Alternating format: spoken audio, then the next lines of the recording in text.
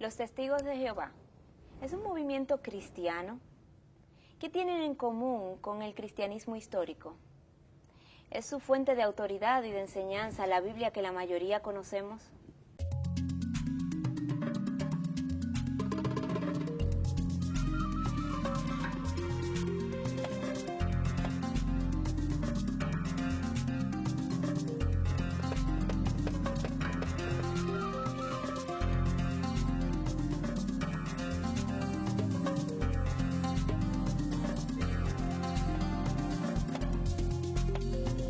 ¿Qué tal, Miguel? ¿Cómo te encuentras? Seguimos en nuestra serie ¿Cuál camino?, ¿no? Así es, Patricia, aquí tratando de aportar un granito de arena a la formación espiritual de nuestro pueblo.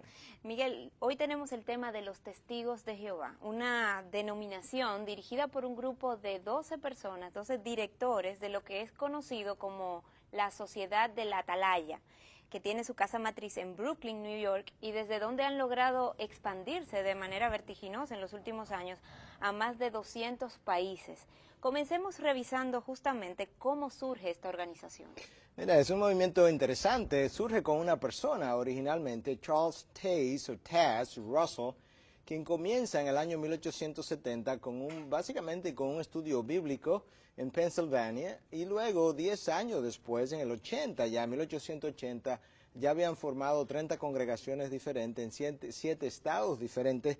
Y una de las cosas que caracteriza este movimiento desde el principio, Patricia, es que de acuerdo a su fundador, básicamente él necesitó hacer su propio estudio de la palabra y llegó a la conclusión, ¿verdad?, que necesitaba rechazar todo lo que el cristianismo histórico había enseñado, rechazando el concepto de la naturaleza de Dios y de la inmortalidad del Espíritu, cambiando todas esas enseñanzas. El nombre de la organización es Testigos de Jehová, es por el nombre que se le conoce. Jehová, haciendo alusión entonces a la traducción del nombre de Dios, con el que Dios se les revela a Moisés en el Antiguo Testamento, y la palabra de testigo la sacan justamente de un pasaje de Isaías 43, que nos dice lo siguiente: vosotros sois mis testigos, dice Jehová. En tanto que así esta combinación de palabras de testigos de Jehová, de ahí es que viene. Sí, el nombre no se oficializa realmente hasta el año 1931, y es entonces a partir de ahí cuando tú ves el nombre usado de una forma muy especial, porque tratan de enfatizar, de quitarle importancia a lo que es el concepto de la Trinidad, rechazando entonces lo que es la divinidad de Cristo y la divinidad del Espíritu Santo. Y de ahí es su nombre, Testigos de Jehová solamente. Russell, como decías anteriormente, fue el primer presidente, y a su muerte en 1916 lo sucede entonces quien fuera en ese momento el abogado de la Sociedad de los Testigos de Jehová, que era conocido como Joseph Franklin Rutherford, y más bien conocido como el juez Rutherford, Judge Rutherford. Aquí tenemos su foto. Bueno, este individuo fue muy conocido por una frase que se hizo famosa por un tiempo. Él decía que millones de los que hoy viven nunca morirán, haciendo alusión al hecho de que una de las enseñanzas típicas de los testigos de Jehová ha sido que el fin del mundo está cerca. Entonces, en esa época ya él hablaba de que millones de los que hoy estaban vivos nunca morirían porque ya el fin estaba ahí a la puerta, como él mismo enfatizó tantas veces. Miguel, hablando de sus fundamentos, ¿en qué textos se basan para fundamentar sus doctrinas, sus enseñanzas? Me pregunto qué lugar ocupa la Biblia dentro de lo que es su organización. Bueno, ellos entienden o dicen que la Biblia es la palabra infalible de Dios, pero es bueno recalcar que ellos han hecho una nueva traducción, una traducción propia para ellos, conocido como la traducción del Nuevo Mundo de las Sagradas Escrituras, y es importante que hablemos un poquito de esa traducción, porque una de las cosas que se ha hecho notar por los académicos de la gramática del idioma griego es precisamente que la traducción que han hecho del griego no es una buena traducción. De hecho, Julius Manti es uno de los mejores académicos conocidos en lo que es el área de gramática del griego, y ellos incluso han usado a Manti para citarlo y avalar su traducción. Y Manti ha dicho públicamente lo siguiente: yo nunca he visto ningún Nuevo Testamento tan mal traducido, y al final de su cita terminaba diciendo: más que una traducción, es una distorsión. Y eso lo escribió incluso en este libro, Depth Exploration in the New Testament. De hecho, Manti le pidió a la Sociedad de la Atalaya públicamente que dejara de citar su gramática para avalar su traducción. Llama mucho la atención, Miguel, la producción literaria de los Testigos de Jehová, que va mucho más allá de lo que fue la traducción que comentabas del Nuevo Mundo de las Sagradas Escrituras.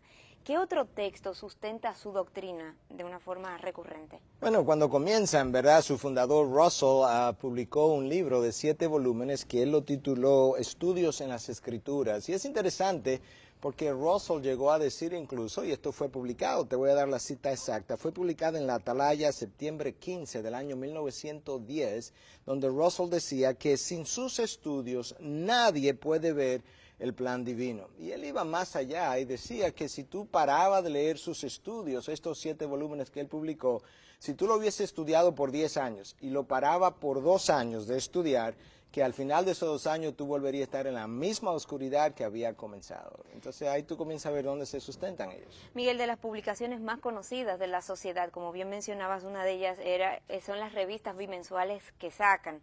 Una de ellas es El Atalaya, que acabas de citar. Y tengo aquí una cifra importante, dice que se imprimen 22 millones de copias en 129 idiomas diferentes. La otra de las revistas es Despertar.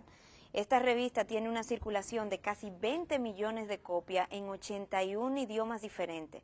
Con estas publicaciones los testigos de Jehová van evangelizando el mundo, entienden que están evangelizando el mundo a través de ella.